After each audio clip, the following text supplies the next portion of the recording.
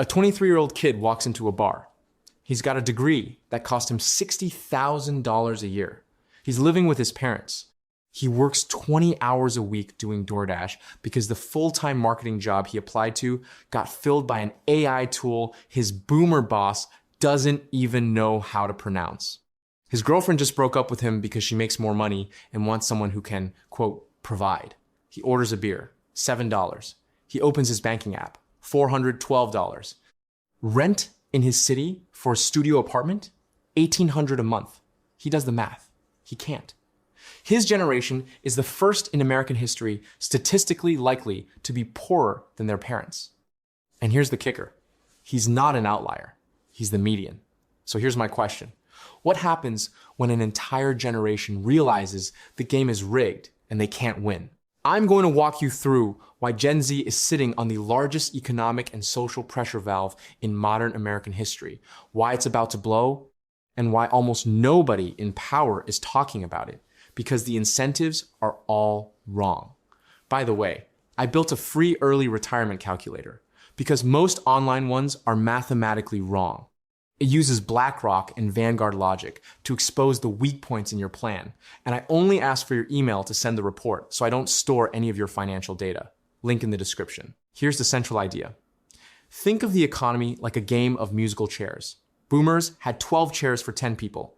Gen X had 10 chairs for 10 people. Millennials had 7 chairs for 10 people. Gen Z? They've got 4 chairs for 10 people.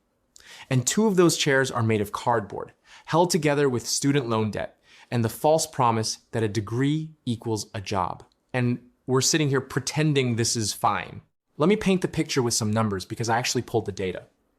A person born in 2000 has lived through the following. 9/11 happens before they can form memories. So they grow up in a post-9/11 surveillance state as baseline reality. Iraq and Afghanistan wars drag on for their entire childhood. Daily death toll updates on the news. Then 2005, Hurricane Katrina happens. They're 5 years old watching the federal government fail in real time on live television. Then 2008, the financial crisis hits. They're 8 years old. They watch their parents lose jobs, lose houses, maybe get divorced because money stress breaks 50% of marriages. But here's what really matters. They watch the rich people recover. The people with capital bought assets at the bottom and made fortunes. Everyone else got left behind. Then we get the Tea Party movement, Occupy Wall Street, the political polarization that rips the country into 2 screaming halves.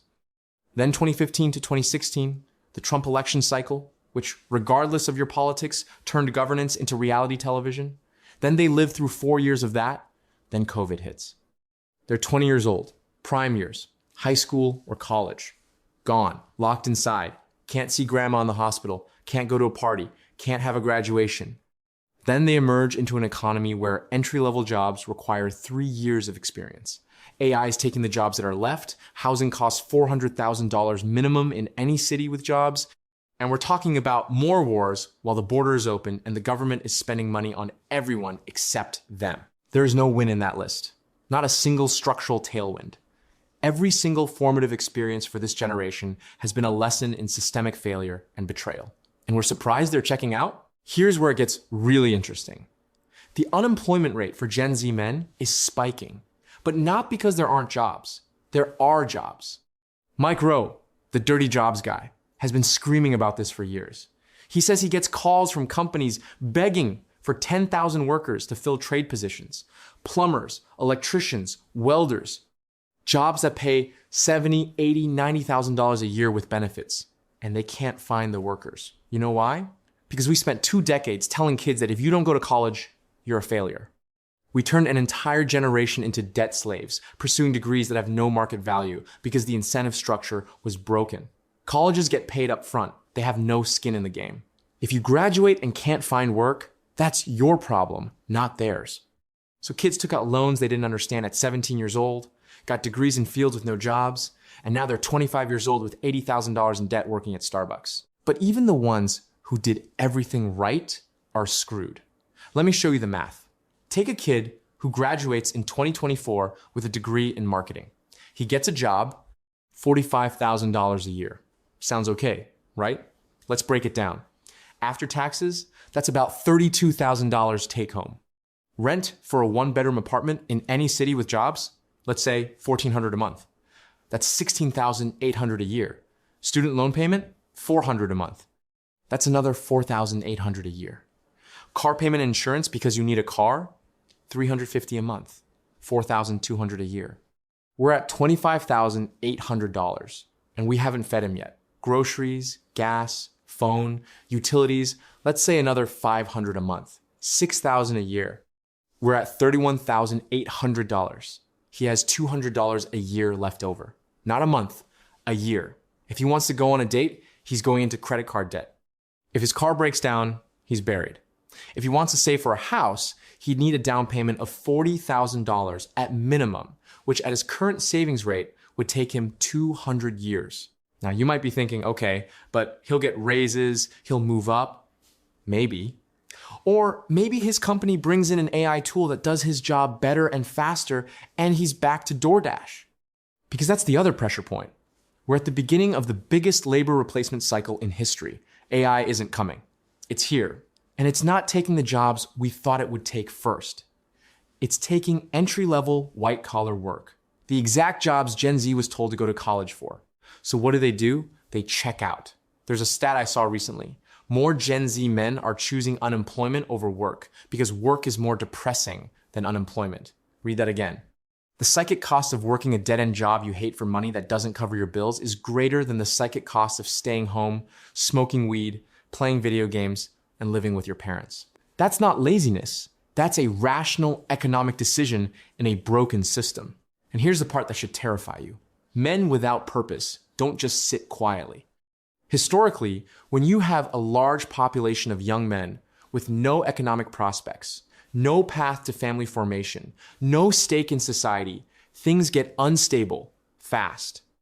We're watching it play itself out right now. You've got rising political extremism on both sides. You've got record rates of depression and anxiety. You've got falling birth rates because kids are now a financial decision instead of a biological inevitability. Let me say that again. We live in a society where having children, the most basic evolutionary drive of our species, has become a luxury good that most people can't afford. I want you to imagine you're a 24-year-old guy. You meet a girl. You fall in love. You want to get married. You want to have kids. You run the numbers. Daycare costs $1,500 a month. She makes $40,000 a year. You make $45,000. If you have a kid, her entire salary goes to daycare. You're now a one-income household trying to survive on $45,000 a year with a child. You can't. So you don't have the kid. Or you have the kid and both of you work 60-hour weeks and someone else raises your child while you're drowning in stress trying to make rent. That's not a life. That's a survival simulation. Here's a concrete case study. I know a guy. Let's call him Alex. 28 years old. Mechanical engineering degree from a state school. $60,000 in debt. Got a job out of college making $55,000. Felt like he won. 5 years later, he's making $70,000. Sounds great, right? He wanted to buy a house. He lives in Austin. The median home price is $550,000. He needs a down payment of $110,000 to avoid PMI. He's been saving aggressively. He's got $30,000 saved. At his current rate, it'll take him another 7 years to hit $110,000. By then, if prices appreciate even 3% a year, that house will cost $670,000, and he'll need a $134,000 down payment.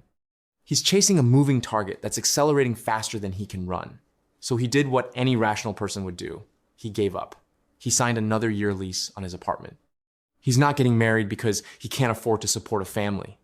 He's not having kids. He's just existing, working to pay off debt and rent until he dies.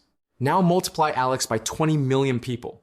That's Gen Z. That's the bubble. Let me tell you what's actually going on here. It's not a conspiracy.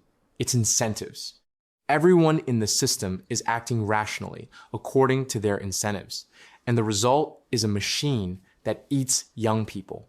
Colleges want to maximize enrollment because they get paid up front. So they market the dream. They don't care if you get a job after. Corporations want to maximize profits, so they keep wages low and automate where they can.